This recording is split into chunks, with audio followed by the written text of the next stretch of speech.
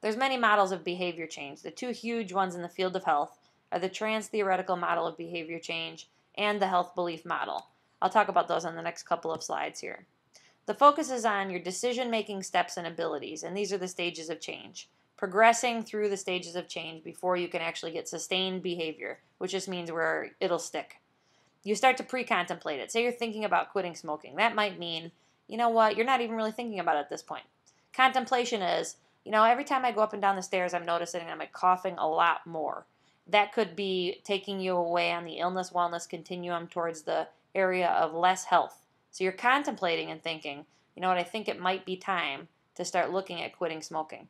Preparation is saying, okay, I'm going to quit at this point, and I'm preparing to quit. So you tell all of your friends and family, maybe you post it on Facebook, that you're ready to quit smoking.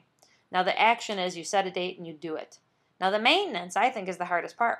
Once you've done it, everybody cheers for you and congratulates you. Way to go on your weight loss. Way to go on your running. Nice job on quitting smoking. But 6 weeks later, nobody cares about you. Nobody cares about that, and they think you're over it. And now you're kind of alone doing this maintenance. And that's when sometimes it can either cease and you terminate the behavior change and go back all the way over and do the cycle again, or you continue with maintenance forever. The 6 stages, just as I had mentioned, and you're welcome to read through these slides as well, is creating a plan, deciding you're ready, modifying your behavior, maintaining that behavior, and then essentially successful behavior change.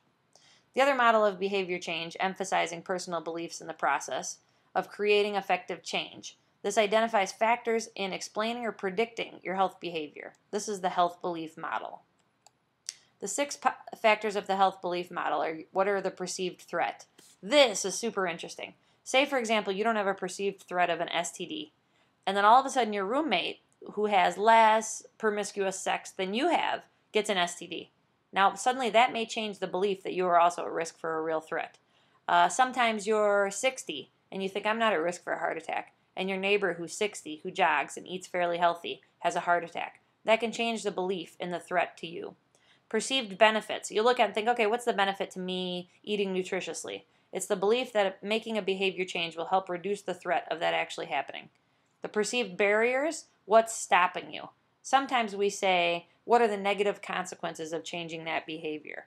And a lot of times, just doing things in moderation and modifying them can be enough bonus, but sometimes we put such tough restrictions on ourselves that we can't help but fail. What are cues to actions, events in your life that motivate you to change? And the self-efficacy is, what is your belief in the ability to make a lasting change in your life? Some of us have this mental model that we've always been told we're no good at anything. We shouldn't even be in college. We're not big enough, fast enough, strong enough, smart enough, and so on to make a change, to do something, to succeed. Don't think in those terms. Don't think about what other people think of you. Think about the people that think of you as a role model. Think about the people that love you more than anything. What is their efficacy in you? What is their belief in your ability to do something? And if you can't hold yourself up high and lift yourself up strong, then lift yourself up with the thoughts of someone else. The social and personal factors that may affect your attitude towards making the behavior change can also be powerful. If you are, we'll say for example, if you're a smoker and a lot of your friends are smokers, that can be a really difficult thing because their attitude is going to be different about wanting you to quit smoking and to work around those social changes. Even with the belief that change is needed, it can be difficult to modify your habits. We know that.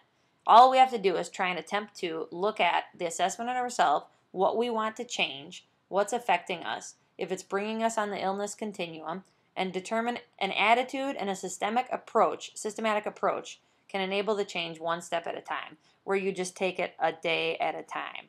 Don't forget, people, every minute of every day is an opportunity to make health change. It doesn't matter what you did for lunch, you can modify for dinner. It doesn't matter what you did today, you can begin tomorrow. Sometimes we make these grand New Year's resolutions. What happens?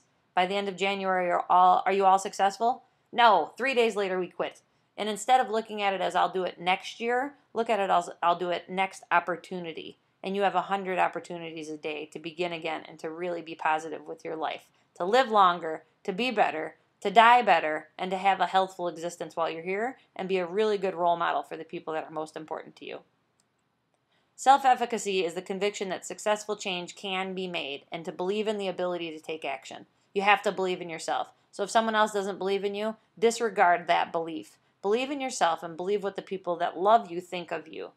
The locus of control is very important because that's not only your belief about where the center of power lies, it's determining whether you think you have the control over your life to make these changes. How many of us make excuses?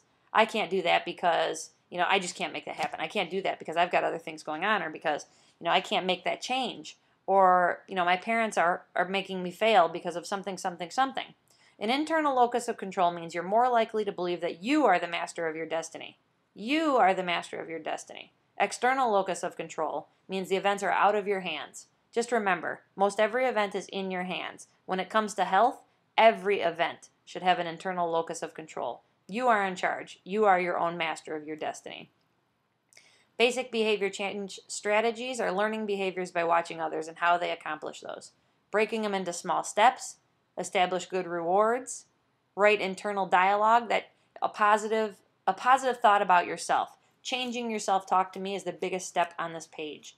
If you don't rewrite your internal dialogue and you're continuing to tell yourself negative thoughts in every opportunity, if you walk into a room and think that you are the tallest, shortest, ugliest, thinnest, fattest, dumbest person in the room, that's something you're telling yourself.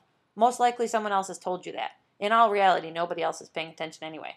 And if you don't have the thoughts about yourself that are the ones that you can pull upon for strength from people that you're a role model to, then that's going to be a difficult challenge. So think of who thinks you are incredible and pull upon the strength of that person when you need to.